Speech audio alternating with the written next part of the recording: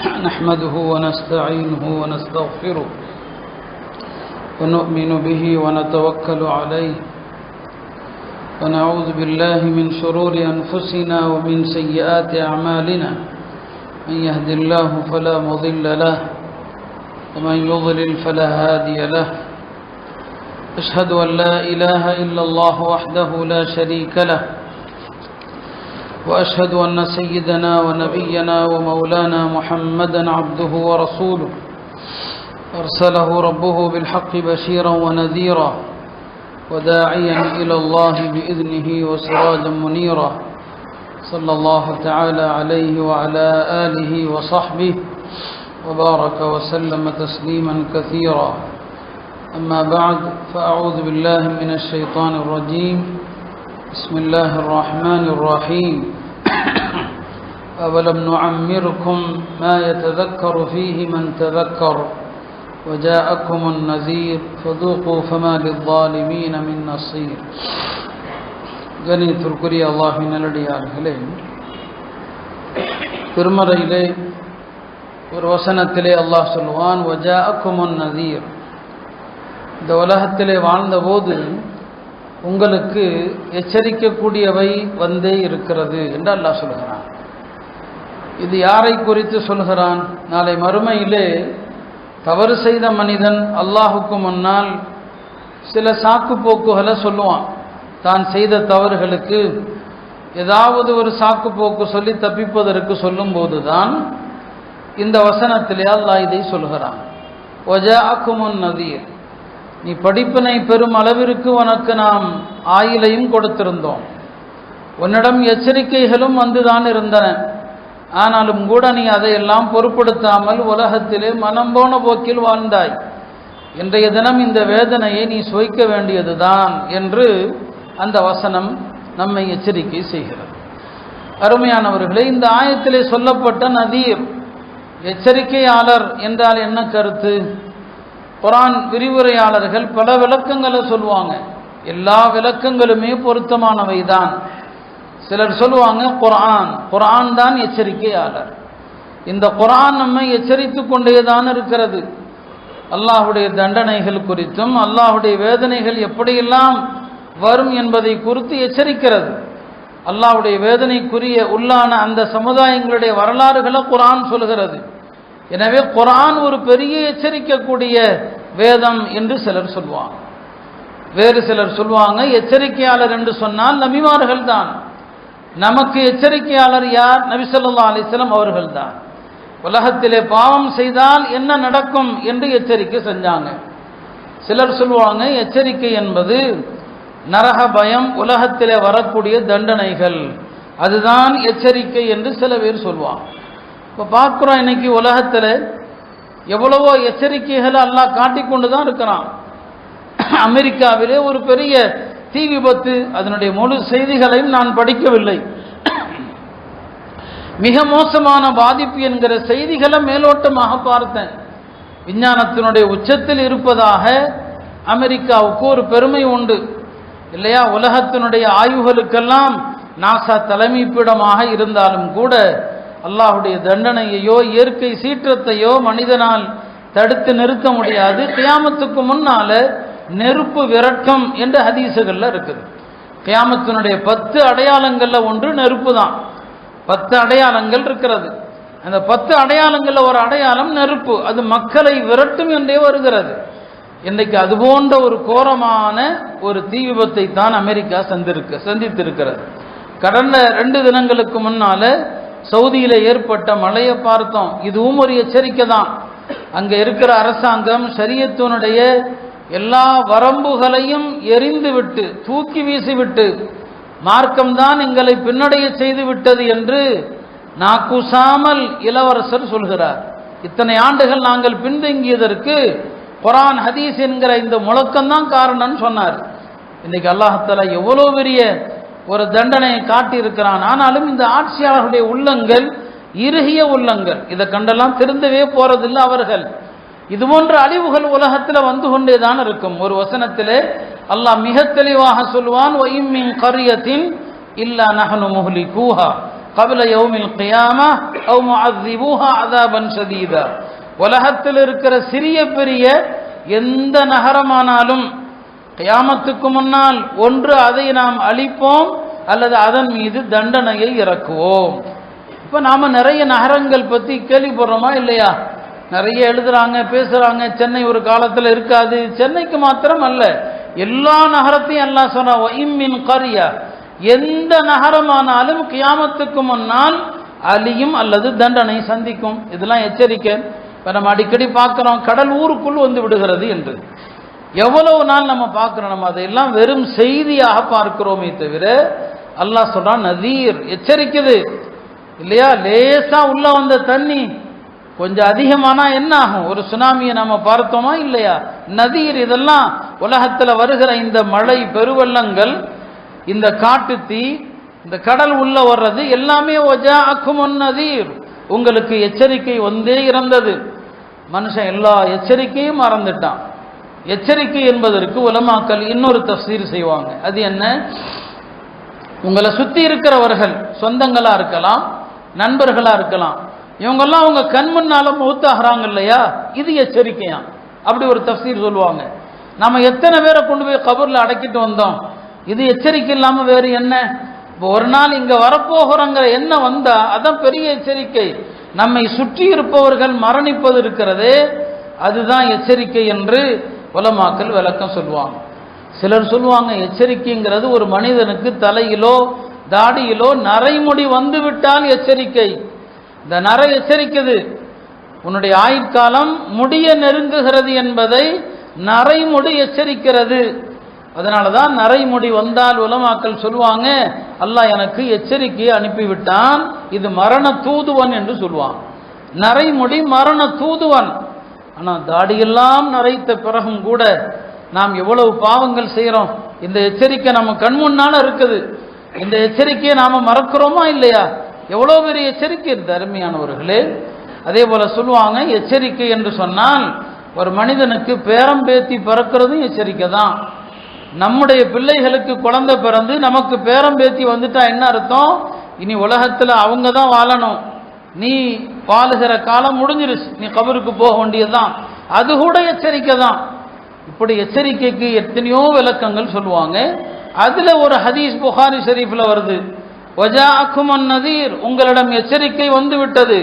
எச்சரிக்கைனா மனுஷன் 60 வயசு ஆயிட்டா எச்சரிக்கை, 60 வயசு ஆயிட்டா எச்சரிக்கை. 60 வயசுக்கு முன்னால ஒரு மனிதன் பாவம் செஞ்சு இறந்து போயிட்டான்னு சொன்னா அவன் சொல்ற சமாதானத்தை அல்லாஹ் கொஞ்சம் கேட்டுக்குவான். சரி சரி சரி மலக்குமார்கள்ட்ட விடுங்க விடுங்கன்னு அல்லாஹ் சொல்லிக்கிட்டே இருப்பான். 60 வயசு ஆயிடுச்சுன்னு சொன்னா 60 வயசுக்கு பிறகு ஒரு மனிதன் பாவங்கள் செஞ்சிருக்கிறான், தௌபா செய்யல, பரிகாரம் உலகத்துல தேடல, இறந்து போயிட்டான். அல்லாஹ்விடத்துல வினை பட்டியல் திறந்து வைக்கப்படும். பாரு என்னென்ன பாவம் செஞ்சிருக்கிற, ஒரு காரணம் சொல்லுவார், சாக்கு போக்கெல்லாம் சொல்லுவார். அல்லாஹ் சொன்னா உனக்கு நான் 60 வயசு தரலையா? உனக்கு 60 வயசு நான் உனக்கு கொடுத்திருக்கிறேன், நீ திருந்துவதற்கு, நீ படிப்பினை பெறுவதற்கு 60 வயது என்பது உனக்கு நான் அளித்த பெரிய எச்சரிக்கை. 60 வயசுல நீ திருந்தலன்னு சொன்னா உன்னுடைய எந்த இதையும் நான் ஏற்றுக்க மாட்டேன்னு சொல்லுவான். அருமையானவர்களே, 60 வயசை தாண்டியவர்கள் நம்ம எவ்வளவு பேர் இருக்கிறோம், எவ்வளவு பாவங்கள் ஹராமான எத்தனை விஷயங்கள் நம்முடைய வாழ்க்கையில் இருக்குது.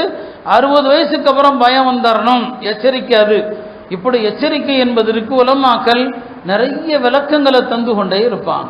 அருமையானவர்களே, வாழக்கூடிய காலத்தில் எத்தனை வகையான எச்சரிக்கைகள் ஒவ்வொரு நாளும் நம்முடைய வாழ்க்கையில பார்க்கிறோம்.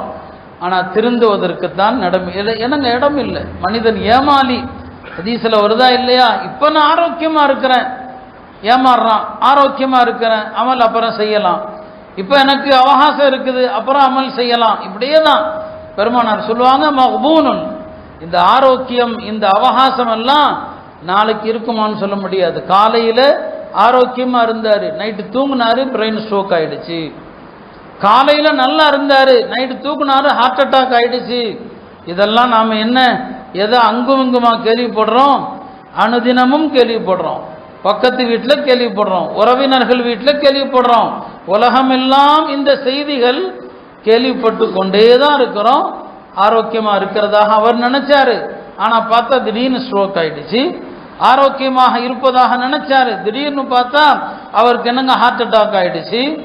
இன்னைக்கு அவகாசம், நாளைக்கு அமல் செஞ்சுக்கலாம். மனுஷன் அப்படித்தானே ஏமாலியா இருக்கிறான். ரமதான் வருது, அமல் செய்யலாம் இல்லையா? நாளைக்கு இருப்போங்கிற எந்த நிச்சயமும் மனிதனுக்கு இல்லை. காலையை அடைந்தால் மாலை வரை இருப்போமா என்று எண்ணி விடாதே. நபி ஸல்லல்லாஹு அலைஹி வஸல்லம் அவர்கள் ஒவ்வொரு தொழுகையின் போதும் இது கடைசி தொழுகை என்ற எண்ணத்தில் தொழுமாறு சொன்னாங்க. சல்லி ஸலாத முவத்தியா, உலகத்திலிருந்து விடைபெறுபவன் எப்படி தொழுவானோ உங்களுடைய ஒவ்வொரு தொழுகையிலும் அப்படி தொழுங்கன்னு சொன்னாங்க. ஆக நம்மை நாமே ஏமாத்துகிறோம். அவகாசம், ஆயுள் எல்லாமே இருக்கிறது என்று ஏமாத்துறோம். எவ்வளவு ஆயுள் குறைவானவர்கள் கண் முன்னால் இறக்கிறத பார்க்கிறோம். திடீர் இறப்பு, காரணமில்லாத இறப்பு, விபத்துகளுடைய இறப்பு, எதிர்பாராமல் எதிலேயோ சிக்கி இறப்பு. மரணத்திற்கான காரணங்கள் ஒன்றா இரண்டா?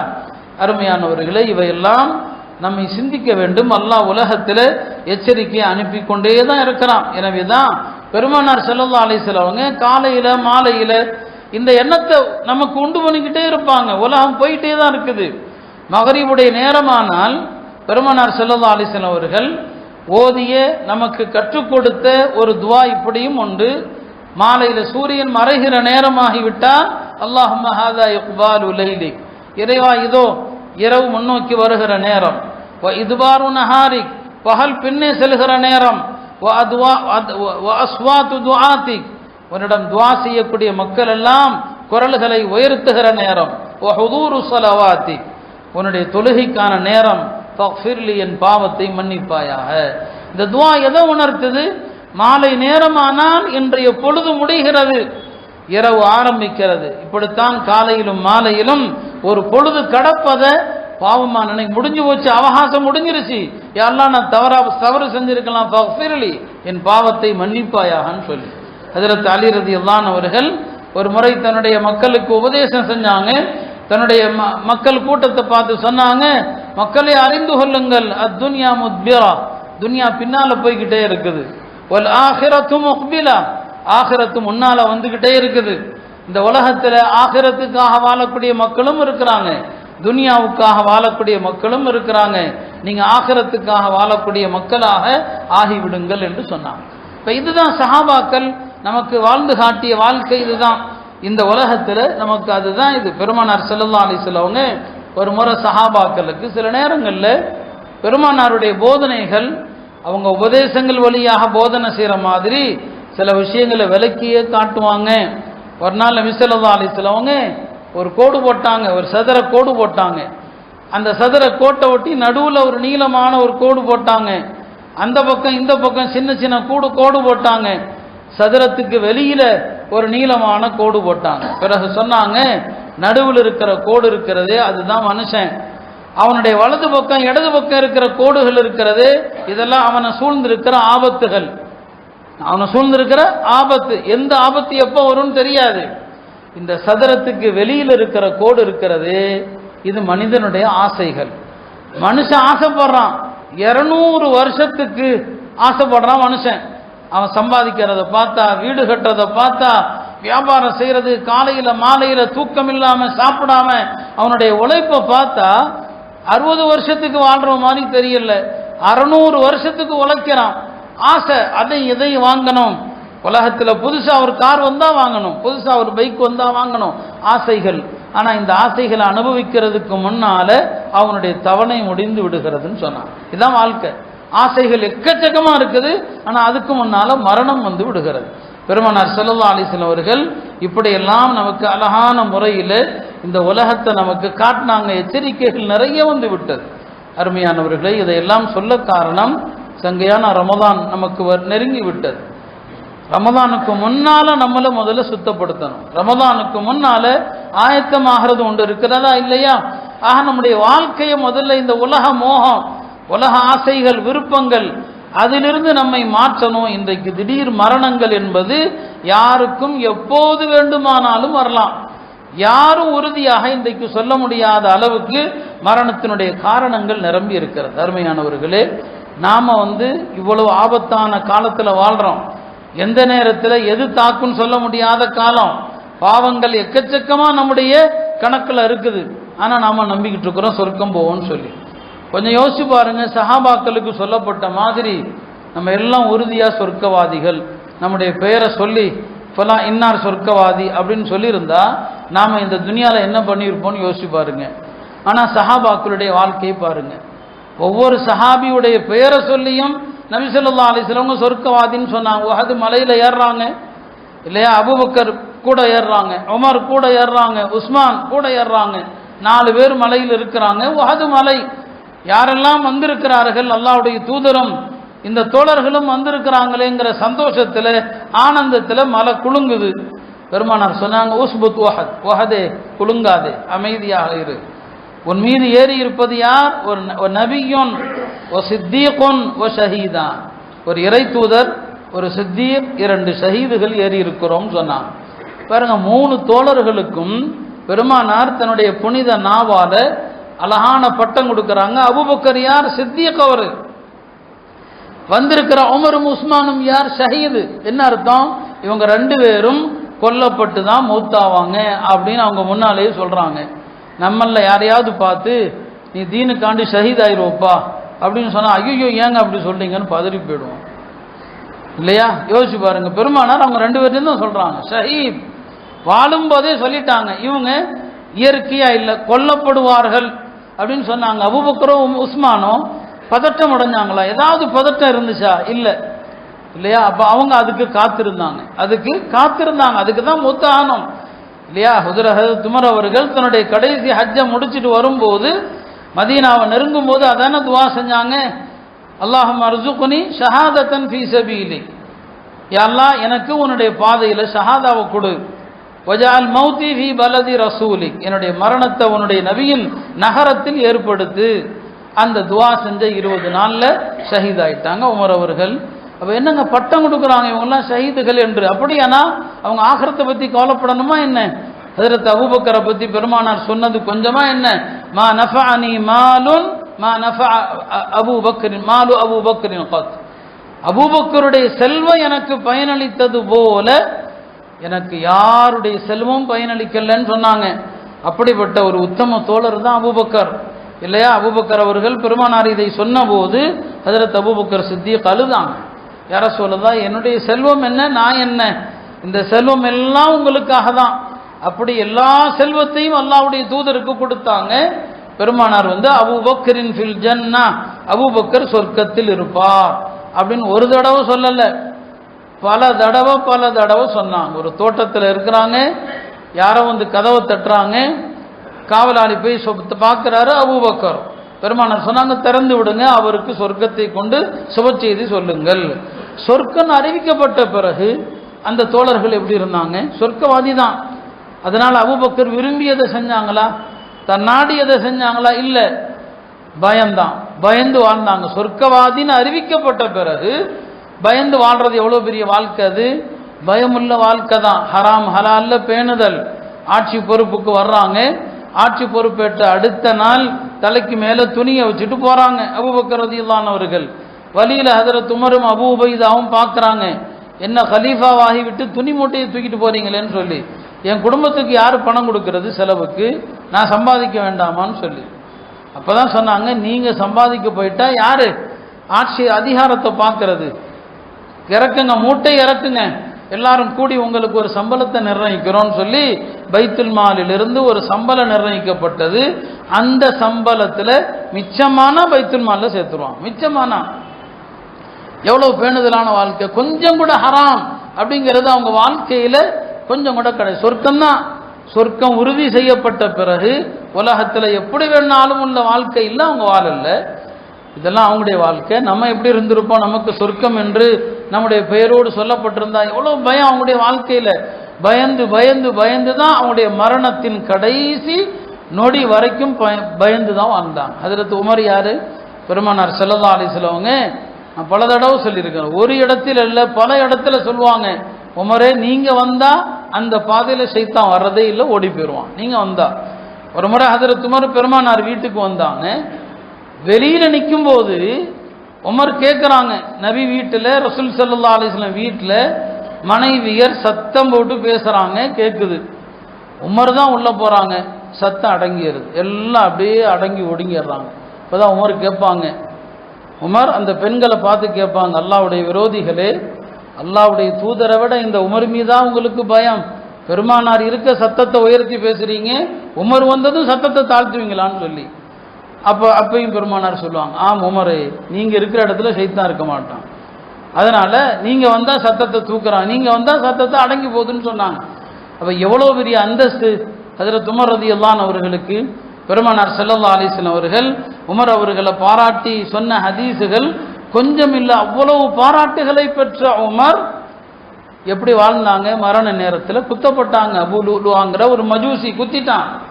அந்த மரண நேரத்தில் உமரை பல பேர் பார்க்க வருவாங்க இல்லையா, இப்னு அப்பாஸ் வந்து பார்க்குறாங்க, சொல்றாங்க நீங்க யாரு, அவங்களுடைய சிறப்புகளை எல்லாம் சொல்றாங்க, எல்லாம் உண்மை, அவர் பொய் சொல்லலை. இப்போ உமர் சொன்னாங்க, இப்னு அப்பாஸே நீங்கள் எல்லாம் ஏமாற்றுபவர்கள். இப்னு அப்பாஸ் பொய் சொல்லலை, ஹஜ்ரத் உமருடைய எல்லா சிறப்புகளையும் என்ன இருக்குதோ அதைத்தான் சொன்னாங்க, நீங்க ஏமாத்துறீங்க. இல்லை இல்லை, நான் எனக்கு முன்னால் பார்க்கிற இந்த மரண காட்சி இருக்கிறதே, அந்த மரண காட்சி நீங்கள் சொல்லுபவைகள் எல்லாம் உண்மை இல்லை, நான் பயப்படுறேன்னு சொன்னாங்க. அவங்க பயப்படுறதுக்கு என்ன இருக்குது? அப்போ அவர்கள் வாழ்நாள் முழுக்க தீனுக்காக வாழ்ந்து தீனுக்காக அர்ப்பணித்து தீனுக்காக உயிரையும் கொடுத்தாங்க, ஆனால் பயந்தாங்க நாம எங்க நரகத்துக்கு போயிடுவோமோன்னு சொல்லி. இது மாதிரியான ஒரு சுப செய்தி நமக்கு சொல்லப்பட்டா நாம எங்க போவோம்? உமர் வந்து பெருமானார் ஸல்லல்லாஹு அலைஹி வஸல்லம் அவர் சொர்க்கவாதின்னு மட்டும் சொல்லல, ஒரு நாள் பார்த்தாங்க சொர்க்கத்தில் ரசூல் ஸல்லல்லாஹு அலைஹி வஸல்லம் ஒரு அழகான மாளிகை, ரொம்ப அழகான மாளிகை. அந்த மாளிகை யாருக்குரியது தெரியல. அந்த மாளிகைக்கு பக்கத்தில் ஒரு பெண்மணி ஒது செஞ்சுக்கிட்டு இருக்கிறாங்க. அந்த ஒது செய்து கொண்டு இருக்கிற பெண்மணி இடத்துல சென்று பெருமானார் ஸல்லல்லாஹு கேட்டாங்க, இந்த மாளிகை யாருக்குரியதம்மான்னு சொல்லி. இந்த மாளிகை உமர் தான் உங்களுக்குரியதுன்னு சொல்லப்பட்டுச்சு. இந்த ஹதீஸு பலவிதமாக வருது, அதில் ஒரு சம்பவம் இப்படி வருது, ஒது செய்து கொண்டு இருக்கிற பெண்ணிடம் அப்போ சொர்க்கத்தில் ஒது இருக்குது, அங்கேயும் ஒது செஞ்சாங்க. கேட்டாங்க யாருடைய மாளிகை? உமருடைய மாளிகை. உமருடைய மாளிகையா? அவருக்கு இது தகுதியானது தான். உமருடைய மாளிகையை சொர்க்கத்தில் நபி ஸல்லல்லாஹு அலைஹி வஸல்லம் அவர்கள் கண்டு இருக்க, சொர்க்கவாதி தான் என்று அறிவித்திருக்க, உமர் ரலியல்லாஹு அவர்கள் இந்த உலகத்தில் மனம் போன வாழ்க்கை வாழல்ல, ஒரு மாபெரும் சாம்ராஜ்யத்தின் ஜனாதிபதி. அவருடைய ஜும்மா தின உடை மற்ற நாட்களுடைய ஆடை அல்ல, ஜும்மா அன்னைக்கு அணியக்கூடிய அந்த ஆடையில 20 ஒட்டுகள் இருந்தன, கிழிஞ்சது, தச்சு தச்சு தச்சு போட்டாங்க. நாம எப்படி வாழ்றோம்? நம்முடைய சாப்பாடு, நம்முடைய உடைகள், நம்முடைய வாகனங்கள் எல்லாமே ஆடம்பரமானது. அவங்க சொர்க்கம்தான் நிச்சயிக்கப்பட்டது, ஆனால் வாழ்க்கை அவ்வளவு பேணுதலான ஒரு வாழ்க்கையை வாழ்ந்தாங்க. மரண நேரத்தில் தனக்கு பிறகு அடுத்த ஹலீஃபா யாரு நியமிக்கணும், ஒரு 6 பேர் கொண்ட கமிட்டியை போட்டாங்க. 6 பேர் கொண்ட ஒரு கமிட்டியை போட்டாங்க. எல்லாரும் சொன்னாங்க, இந்த ஆலோசனை கமிட்டியில் உங்க மகனையும் போடுங்கன்னாங்க. வேண்டாம், இந்த ஆட்சி அதிகாரத்திற்காக மறுமையில் அல்லாஹ்விடத்தில் உமருடைய குடும்பத்தில் உமர் பதில் சொன்னாலே போதும், என் பிள்ளைங்களுக்கெல்லாம் அது வேண்டவே வேண்டாம், ஏன்னா இது பொறுப்பு, இந்த பொறுப்பை நான் அனுபவிச்சுட்டேன், என் பிள்ளைங்க வேண்டாம். எல்லாரும் சொன்னாங்க போடுங்கன்ட்டு. கடைசியில் எல்லாரும் சொன்னதுக்காக என்ன செஞ்சாங்க, ஆலோசனை கமிட்டியில் அவர் மெம்பராக இருக்க மாட்டார், வேண்டுமானால் அவர் பார்வையாளராக இருப்பார். இந்த 6 பேரோட அவர் ஒரு பார்வையாளர்னு சொன்னாங்க. இப்படியான நேர்மைக்கு பெயர் பெற்ற உமர் அவங்க பயந்தாங்க, மறுமையில தன் கதி என்னவாகும், நரகத்தில் தன் கதி என்னவாகும் பயந்தாங்க. இப்படியெல்லாம் சுப செய்தி சொல்லப்பட்ட மக்கள், அவங்க வாழ்க்கையில சாதனை படைத்தவர்கள், உலகத்தில் மனம் போன போக்கில் வாழல்ல. ஆனால் நமக்கு எவ்வளவு தைரியம், எவ்வளவு பாவங்கள், எவ்வளவு துணிச்சலாக நாம தவறுகள் செய்கிறோம். அருமையானவர்களே, உஸ்மான் ரலியல்லாஹு அவர்கள் அவங்க சாதனைக்குரியவர்கள் தானே. அவங்க இஸ்லாத்துக்காக எல்லாவற்றிலும் அவங்களுடைய செல்வம் பயன்பெற்றது. யாருடைய செல்வம் மார்க்கத்தின் எல்லா விஷயத்துக்கும் பயன்படுதோ அது பரக்கத்தான செல்வம். ஒரு ஊர்ல ஒரு செல்வந்தர் இருக்கிறார்னா அவருடைய செல்வம் ஒரு பள்ளிவாசல் கட்ட பயன்பட்டிருக்க வேண்டும். ஒரு செல்வந்தர் இருக்கிறார்னா அவருடைய செல்வம் ஒரு மதரசாவுக்கு பயன்பட்டிருக்கணும். அவருடைய செல்வம் யத்தீம்கள் ஃபக்கீர்களுக்கு பயன்பட்டிருக்கணும். முஸ்லிம்களுடைய கல்வி கூடங்களுக்கு பயன்பட்டிருக்கணும். என்னென்ன நலவுகள் இருக்கிறதோ அத்தனைக்கும் அவருடைய செல்வம் பயன்பெற்றால் பரக்கத்தான செல்வம். வரலாற்றில் ஹஜ்ரத் உஸ்மானுடைய செல்வம் அப்படிப்பட்ட செல்வம் தான் இல்லையா. மஸ்ஜித் நபவிக்கு இடப்பற்றாக்குறை, மஸ்ஜிதை ஒட்டி கால்நடைகள் கட்டக்கூடிய ஒரு தொழுவம் இருக்குது. ஒட்டகம் ஆடெல்லாம் கட்டுவாங்க. அந்த தொழுவும் அதிகமான விலையில விற்கப்படுது. பெருமானார் ஸல்லல்லாஹு அலைஹி வஸல்லம் அவர்கள் உஸ்மானை தான் கூப்பிட்டாங்க, இந்த தொழுவத்தை வாங்கி பள்ளிவாசலுக்கு கொடுத்துருங்களேன், அதனுடைய கூலி உங்களுக்கு இருக்குது. உஸ்மான் சொன்னாங்க, வாங்கிடுறேன். 20,000 அல்லது 25,000 அந்த காலத்து ரூபாய், அது வெள்ளி அல்லது தங்க காசு 25,000 ரூபாய் கொடுத்து என்ன செஞ்சாங்க, வாங்கினாங்க. பெருமானார் சொன்னாங்க, இந்த இடம் இந்த கூலி உங்களுக்கானது. பள்ளிவாசலுக்கு இடம் வாங்கி கொடுத்தார். ஆனா பள்ளிவாசலுக்கு இடம் வாங்கி கொடுத்த உஸ்மான் அவர்கள் அவங்க கடைசி நேரத்தில் அந்த மஸ்ஜிது நபவிக்குள்ள அவர்களை விடமாட்டேன்னு சொன்னாங்க. இப்பதான் சொன்னாங்க, என்னையப்பா விட மறுக்கிறீங்க, இந்த பள்ளிக்கு இந்த இடத்தை வாங்கி கொடுத்ததே நான் தான்.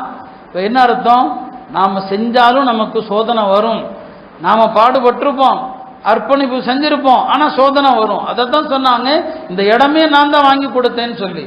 முஸ்லிம்களுக்கு தண்ணீர் இல்லையா மதீனால, ஒரு யூதனுக்கு சொந்தமான கிணற முஸ்லிம்களுக்காக வாங்கி கொடுத்தாங்க. ஆனால் உஸ்மானுக்கு கடைசி நேரத்தில் மக்கள் தண்ணி கொடுக்க மறுத்தாங்க இல்லையா. அவ்வளோ பெரிய தியாகம் செஞ்ச மனிதரை தபூக் போருக்கு பற்றாக்குறை, ஹஜ்ரத் உஸ்மான் ரலியல்லாஹு அவர்கள் 1000 ஒட்டகங்கள் நிரம்ப பொருளோடு கொடுத்தாங்க. உஸ்மான் ரலியல்லாஹு அவங்களுடைய செல்வம் அவ்வளவு பரக்கத்தான செல்வம். பெருமானார் சொன்னாங்க, அவர் தபூக்கில் செஞ்ச உதவிக்கு பிறகு இனி உஸ்மான் ரலியல்லாஹு அவர்கள் வாழ்க்கையில் என்ன செஞ்சாலும் பாதிப்பு இல்லைன்னு சொன்னாங்க. ஆனால் அதுக்காண்டி உஸ்மான் பாவம் செஞ்சாங்களா என்ன? எந்த காலத்திலையும் பாவம் செஞ்சதில்லை. இஸ்லாத்திற்கு முன்னாலும் அவர் பாவம் செஞ்சதில்லை, இஸ்லாத்திற்கு பின்னாலையும் பாவம் செஞ்சதில்லை. இப்படி சொர்க்கவாதி என்றும் பெருமானார் ஸல்லல்லாஹு அலைஹி வஸல்லம் அவர்களால இவ்வளவு சிறப்பித்து கூறப்பட்ட தோழர்கள் ஆகிரத்தை குறித்து பயந்து பயந்து வாழ்ந்தாங்க. நமக்கு சொர்க்கமா நரகமான்னு தெரியல, ஆனால் நாம் தைரியமாக வாழ்கிறோம். எல்லா பாவங்களையும் தைரியமாக செய்கிறோம். சில பாவங்கள் நம்முடைய சகஜமாக போச்சு. ஹஜ்ரத் அனஸ் அவர்கள் சொல்வதாக புகாரில வருது, ரொம்ப அழகான ஹதீஸ். அனஸ் ரலியல்லாஹு அவர்கள் சொன்னாங்க, இன்னக்கும் லதஅமலூன அஅமாலன் ஹிய அதக்கு ஃபீ அயுனிக்கும் மின ஷஅரி. நீங்க சில பாவங்களை செய்றீங்க, அந்த பாவத்தை நீங்க முடிய விட சாதாரணமாக நினைக்கிறீங்க. ஆனால் நாங்கள் இந்த பாவங்களை பெருமானார் ஸல்லல்லாஹு அலைஹி வஸல்லம் காலத்தில் பேரழிவை ஏற்படுத்தக்கூடிய பாவமாக கருதினோம். குன்னால நஉத்துஹா மினல் மூபிகாத், பேரழிவை ஏற்படுத்தக்கூடிய பாவம் நினைச்சோம். நீங்க சாதாரணமாக செய்றீங்கன்னு சொன்னாங்க. யாருங்க? அனஸ் அவர்கள். நம்முடைய காலத்தை பார்த்துருந்தா என்ன சொல்லியிருப்பாங்க? நம்ம வாழ்கிற இந்த காலத்தை பார்த்தா அனஸ் ரலியல்லாஹு அவர்கள் என்ன சொல்லியிருப்பாங்க? எவ்வளவு பாவங்கள். ஹதீஸில் உருவம் குறித்து கடுமையான எச்சரிக்கை வருது. அஷத்துன் நாஸி அஸாபன் யௌமல் கியாமா அல் முஸவ்விரூன், மறுமையில் கடுமையான தண்டனைக்குரியவர்கள் உருவம் வரைபவர்கள். பெருமானார் சொல்வாங்க, லா ததுகுலுல் மலாயிகத்து பைதன் ஃபீஹி சூரத்துன் வலா கல்புன் வலா ஜரசுன். எந்த வீட்டில் நாயோ, எந்த வீட்டில் உருவங்களோ, எந்த வீட்டில் மணி ஓசை இருக்குமோ அங்கு மலக்குகள் வருவது கிடையாதுன்னு சொல்லி. இப்போ மணி ஓசை பள்ளிவாசல் வரைக்கும் வந்துடுச்சு. பள்ளிவாசலில் தொழுகையில் மணி ஓசை, தினமும் மகரிபில் இஷாவில் யார் ஃபோனாவது அடிக்கும். பள்ளிக்குள்ளே வரும்போதே ஃபோன் இருக்குதுங்கிற உணர்வு நமக்கு வர வேண்டாமா? இந்த ஃபோனை வந்து ஃப்ளைட் மோடில் போடலாம், சைலண்டில் போடலாம். ஒவ்வொரு நாளுமா சொல்ல முடியும்? மசாயிலும் சொல்லிட்டோம், தொழுகையே முறிஞ்சாலும் பரவாயில்லை, ஃபோனை எடுத்து ஆஃப் பண்ணுங்கன்னு சொல்லி. ஆனாலும் அப்படியே கல் மாதிரி நிற்கிறாங்க. அப்போ தான் அவருக்கு ஹுஷு ஹுது, தொழுகையில் அப்படியே ஓர்மை, கரெக்டாக தொழணும், தொழுகையில் ஒரு சின்ன செயல் கூட செஞ்சுருக்கக்கூடாது அப்படிங்கிற உச்சக்கட்ட பேணுதெல்லாம் அப்போ தான் வரும். அப்போதான் என்னங்க வரும். அதுக்கு முன்னால் தாடியை சொரிஞ்சுக்குவார், தலையை சரிவெல்லாம் செய்வார். ஃபோன் அடித்தா மட்டும் எடுத்து ஒன்றுமே செய்ய மாட்டார் இல்லையா? அப்போ இந்த ஃபோனில் எவ்வளோ உருவங்கள் வச்சுருக்கிறோம், எவ்வளோ ஃபோட்டோக்கள் ப்ரொஃபைலில் தேவை. ஃபோட்டோ அவசியத்துக்கு, பாஸ்போர்ட்டுக்கு தேவை, ஆதார் கார்டுக்கு தேவை, அரசாங்கத்தினுடைய அவசியங்களுக்கு இப்போ பேங்க் போகிறோமா தேவை. அதெல்லாம் நிர்பந்தங்கள். நிர்பந்தம் இல்லாமல் எவ்வளவு கடுமையான எச்சரிக்கை. ஒரு ஹதீஸில் நபி ஸல்லல்லாஹு அலைஹி வஸல்லம் சொல்லுவாங்க, நரகம் தன்னுடைய கழுத்தை நீட்டும். அது நம்புறோம், அவ்வளோதான். நரகம் கழுத்தை நீட்டும். கழுத்தை நீட்டி அந்த நரகம் சொல்லும், உக்கில் து பி சலாசத்தின். பெருமானார் சொன்னார், நரகம் தன்னுடைய கழுத்தை நீட்டும். அந்த கழுத்துக்கு 2 கண்களும் இருக்கும், 2 செவிகளும் இருக்கும், பேசக்கூடிய நாவும் இருக்கும். அது சொல்லும், உக்கில் து பி சலாசா, 3 நபர்களை தண்டிக்க நான் ஏவப்பட்டிருக்கிறேன், 3 நபர்கள் மீது நான் சாட்டி விடப்பட்டிருக்கிறேன். அதில் ஒருத்தர் குல்லி ஜப்பாரின் அனீர், உலகத்தில் அநியாயக்கார ஆட்சியாளர்கள், அநியாயஸ்தர ஆட்சியாளர்கள் எல்லாம் நினச்சிட்டு இருக்கிறான் இந்த உலகத்தில் நம்மள்ட்ட ஆட்சி பவர், அதை வைத்து அப்பாவிகளை கொல்றது, அப்பாவிகளுடைய வீட்டை இடிக்கிறது. இவனுக்கு தான் சொன்னான் குல்லி ஜப்பாரின் அனீதுன்னு சொன்னாங்க. ரெண்டாவது மந்த ஆமா அல்லாஹ் இலஹன் ஆகர், அல்லாஹ்வோடு இணை வைத்து வேறு கடவுளை வணங்கியவன். மூன்றாவது அல் முசவ்விரீன், உருவம் வரைந்தவர்கள். அப்போ இன்னைக்கு உருவம் ஃபோட்டோ எல்லாத்தையும் ஃபோட்டோ எடுக்கிறது, எல்லாத்தையும் கணக்கு வழக்கே இல்லை, பயமே கிடையாது இல்லையா? இந்த ஃபோனில் மட்டும் ஃபோட்டோ எடுக்கலாங்கிறதுக்கு என்ன மார்க்கத்தில் என்ன ஆதாரம் இருக்குது, அடிப்படை இருக்குது? அருமையானவர்களே, இதைத்தான் ஆனால் சொன்னாங்க, சில பாவங்களை முடிய விட லேசாக நினைக்கிறீங்க, நாங்கள் அந்த பாவங்களை பேரழிவை ஏற்படுத்துகிற பாவமாக கருதணும்னு சொல்லி. அப்போ ஃபோட்டோங்கிற பாவம் அது இன்றைக்கு நம்மிடத்தில் ரொம்ப சாதாரணமாக இருக்குது. அப்போ பாவங்கள் குறித்து பயம் இல்லை. ரசூல் ஸல்லல்லாஹு அலைஹி சொல்லுவாங்க, கைஃப அன்அம், நான் எப்படி சுகபோகமாக வாழ முடியும்? நான் வாழ்றோம் இல்லையா? அவங்க சொன்னாங்க, எப்படி நான் சுகபோகமாக வாழ முடியும்?